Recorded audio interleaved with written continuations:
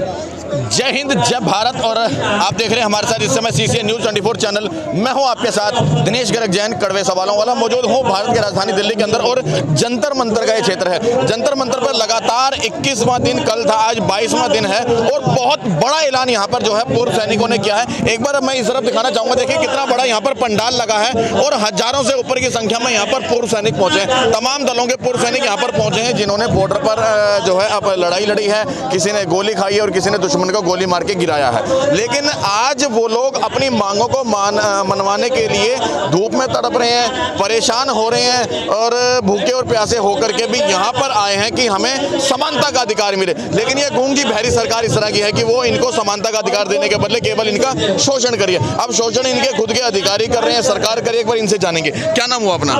जी, मेरा नाम मनीष कुमार मिश्र है। मनीष जी कहाँ से आए हैं? मैं नजफगढ़ साउथ वेस्ट डिस्ट्रिक्ट से आया हूँ, दिल्ली से। जी मनीष जी, यहाँ पर लगभग पिछले 21 दिन से चल रहा था और आज 22वां दिन है। हजारों से ऊपर की संख्या में यहाँ पे आज देख रहा हूँ। क्या मामला है और किस तरह से करेंगे? देखिए, ये जो है, ये हम आज जो इकट्ठे हुए हैं सभी देश के कोने कोने से सैनिक, ये voice of ex serviceman society जो एक JCO जवान की संस्था है, उसके बैनर तले हम सारे इकट्ठे हुए हैं, जिसका कॉल हमारे नेशनल कोऑर्डिनेटर वीर बहादुर सिंह जी ने दिया था, जिसमें हम सभी छोटे बड़े सैनिक संगठन जितने भी हैं सभी, आज हम 12 मार्च का कॉल था, हम सभी इकट्ठा हुए हैं इस सरकार तक अपनी बात पहुंचाने के लिए। इस गूंगी बहरी सरकार नहीं है, ये सरकार के पास जो अधिकारी, जो एक कमेटी बनाई जा रही है जिसमें हेडक्वार्टर के अधिकारी होते हैं, वो JCO जवान का हक को मार देते हैं। आज 70 सालों से इस देश में होता आया है, आज भी बहुत सारी ऐसी विसंगतियां हैं जिसमें जवानों के साथ भेदभाव किया जाता है। हमारी लड़ाई सिर्फ OROP को लेकर के नहीं है, हमारी लड़ाई इक्वल MSP को लेकर है, हमारी लड़ाई 75% पेंशन को लेकर के है, हमारी लड़ाई है कि जिस अनुपात में अफसरों का जो है सो OROP में मिला है उसी अनुपात में जवानों को मिलना चाहिए। हमारी लड़ाई है कि जैसे एक सैनिक की विधवा, एक सिपाही की विधवा, एक हवलदार की विधवा हो जो शहीद होता है, या एक अधिकारी शहीद होता है, दोनों की विधवाओं को हम चाहते हैं कि समान रूप से दिया जाए। इस देश में ये जो कॉलोनल माइंडसेट है ना, ये अब नहीं चलेगा। ये जवान, हम जो है सो अनुशासित हैं, हम जो है एक सिविलाइज्ड फोर्स से हैं, हम सेना के, हमने मातृभूमि की रक्षा करने की कसम खाई है, तो हम तो कहीं आग नहीं लगा सकते, हम कहीं तोड़ फोड़ नहीं कर सकते, लेकिन हम लोग तांत्रिक तरीके से अपनी बात रखने के लिए यहाँ इकट्ठा हुए हैं। देखिए, यहाँ पे भाई मीडिया से आए हैं, हमको भी मालूम है कि आज के दौर में मीडिया हमारे चीज़ों को कवर करने के लिए नहीं आई है। अगर अभी एक भारत माता के टुकड़े करने के अगर नारे लगेंगे ना JNU में, तो वहाँ मीडिया पहुँच जाएगी। लेकिन भारत माता की जय और वंदे मातरम की जहाँ बात हो रही है, जहाँ जोड़ने की बात हो रही है, जहाँ अनुशासन की बात हो रही है, जहाँ अपने हक की लड़ाई की बात हो रही है, वहाँ बहुत लिमिटेड मीडिया संगठन जो है सो यहाँ पे आए हुए हैं। हमारे करीब 2014 से, शंभू जी 2014 से हम अपनी हक की लड़ाई लड़ रहे हैं। हम जगह कितने बार हमने ज्ञापन दिया, इसी जंतर मंतर पे 2014 फरवरी में भी हम जमा हुए थे। उसके बाद भी हमने एक बार मेडल, जो अफसर जो है सो मेडल लौटा रहे थे और जला रहे थे अफसर सरकार के विरुद्ध, जिस अफसरों को इन्होंने पूरा भर भर करके पैसे दिए हैं, वो अफसर जो है सो मेडल जला रहे थे, तब हमने इसी जंतर मंतर पे हजारों हजार की संख्या में वॉइस ऑफ एक्स सर्विसमैन के तले हम जमा हुए थे। हमने पदक सम्मान यात्रा निकाली कि मेडल जो है सो जलाने की चीज़ नहीं है, ये हमारी छाती पे माँ भारती की रक्षा करने का मिला है और ये छाती पे लगाने वाला तमगा है, इसको लौटाया नहीं जाए, इसमें राजनीति हो रही है। अभी देखिए, अभी OROP का लाभ मिला है, एक नायक को, एक हवलदार को 1200, 1300 इस तरह से लाभ मिला है, 1300 रुपये बढ़े हैं, और एक जो है सो कई जो है सो ऑनररी को या सूबेदार साहब को जो है सो 300-400 रुपये का लाभ मिला है। कई सौ लोगों को जो है सो माइनस में भी गया है, ऐसा इनका कैलकुलेशन है, और अफसरों को एकदम बढ़ोतरी उनका डबल हो गया है। ऐसे ही जो है सो एक किसकी विधवा होती है उसको जो है सो 13,000-14,000 पेंशन मिलता है विधवा हो जाने के बाद, और एक अधिकारी की विधवा होती है उसको लाखों में मिलता है। ये क्या है इस देश में? इस देश में हमको इक्वल MSP मिलना चाहिए मिलिट्री सर्विस पे। जितना अधिकारी, एक गोली अगर आकर के एक जवान को लगती है और एक अधिकारी को लगती है तो जान दोनों की जाती है।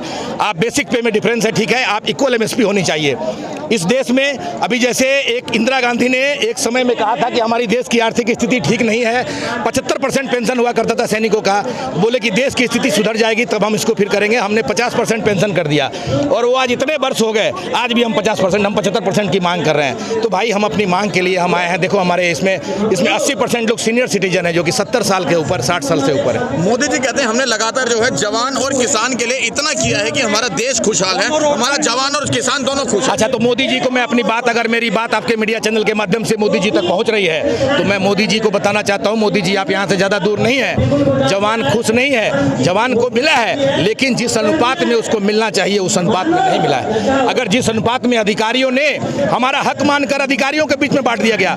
अगर मोदी जी सिर्फ यही देख लें कि कितने हजार करोड़ का जो है सो वितरण हुआ OROP के नाम पे, और उसमें कितना अफसरों के पास गया और कितना जवानों का सिंपल सा गणित है, पता चल जाएगा। अफसर कितने हैं? 10%, 5% अफसर हैं और 95% सैनिक हैं। तो उसका पैसा का भी वितरण उसी रेशियो में होना चाहिए। यहाँ पे उल्टा हो गया है, यहाँ पे उल्टा हो गया है। और हमारा हक जो है सो हमेशा जो है सो अधिकारी मार जाते हैं। इसीलिए यहाँ पे जो JCO जवान जो है इकट्ठा हुए हैं, कोई किसी चीज़ के मोहताज नहीं है। सब माँ भारती की कृपा से अपना बढ़िया है, उनके परिवार के लोग बढ़िया हैं, लेकिन अपने हक की बात तो हमको करनी पड़ेगी। बिल्कुल, अपने हक के लिए हमको सड़कों पर आना पड़ेगा। हम जो है सो कोई नजफगढ़ से आया है, कोई यहाँ पे देवरिया से आया है, कोई गोरखपुर से आया है, यूपी से आया है, उत्तराखंड से आया है, हैदराबाद से आया है, विशाखापट्टनम से आया है, रांची से आया है, जमशेदपुर से आया है। आखिर कुछ दर्द है तभी तो आया है। तो मोदी जी जवानों की बात भी सुनिए। जो आप फिक्सेशन करते हैं या जो भी आप OROP के ऊपर रिवीजन करते हैं जो सेना का, उसमें JCO जवान का भी एक प्रतिनिधि होना चाहिए। आज के समय में JCO जवान अशिक्षित नहीं है। JCO जवान में लोग रिटायरमेंट के बाद आकर के SDM और IAS भी बन रहे हैं, बड़े बड़े पोस्ट पे जा रहा है आज का जवान। तो आज का जवान अपनी बात रख सकता है। हमें अपनी बात रखने के लिए किसी अधिकारी की जरूरत नहीं है। हम टेबल पे हमारा भी प्रतिनिधि होना चाहिए जो हमारे हक की बात करे, जो हमारा हक बनता है उसकी बात करे, और वहाँ पे हमारा प्रतिनिधि होना चाहिए। इसी बात को लेकर के, इन कई सारे मुद्दों को लेकर के हमारा। अगर कल को मोदी जी इतना बड़ा ऐलान और इतना बड़ा प्रदर्शन करने के बावजूद भी सरकार आपके लोगों की नहीं सुनती है, तो क्या? क्योंकि कल 21 दिन हो चुके थे, आज 22वां दिन है, हजारों की संख्या में लोग यहाँ हैं। कल आप जैसे बता रहे हैं, जैसा कि 20 तारीख को जिस संगठन ने अभी एक आह्वान किया था, उसमें सैनिकों की संख्या थोड़ी सी कम थी। आज आप देख सकते हैं कि जंतर मंतर भरा हुआ है। और हम अपनी बात को लोकतांत्रिक तरीके से, हम यहाँ पे जितने सारे सैनिक आए हैं, हमने जो है सो प्रधानमंत्री के नाम और रक्षा मंत्री के नाम हमने अपना ज्ञापन तैयार किया है। हम सभी लोग साइन करके, हस्ताक्षर अभियान चल रहा है। जैसे देश के कोने कोने से संगठन आए हैं, उन्होंने अपना सब हस्ताक्षर करके लाया हुआ है। ये सब चीज़ हम ज्ञापन देंगे और हम चाहते हैं कि हमारी बात वहाँ तक एक लोकतांत्रिक तरीके से, हमारे जो टीम के लोग हैं, हमारे टीम में मीडिया सेल है, हमारे टीम में IT सेल है, हमारे सब लोग कोऑर्डिनेट कर रहे हैं। तो हम लोग अपनी बात लोकतांत्रिक तरीके से मोदी जी तक रखेंगे और हमें उम्मीद है कि हमारी बात उन तक पहुँचेगी। ठीक है, ठीक। बहुत बहुत धन्यवाद भाई। माता की। एक बार मुझे आप अपना नंबर भरियो।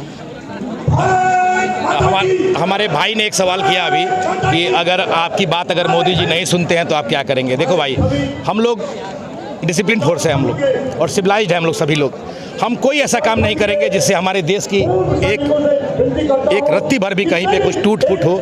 हम कहीं ट्रेन नहीं रोकेंगे, हम कहीं आग नहीं लगाएंगे, हम कोई ऐसा असामाजिक काम नहीं करेंगे। हम अपनी लोकतांत्रिक तरीके से अपनी मांग रखेंगे।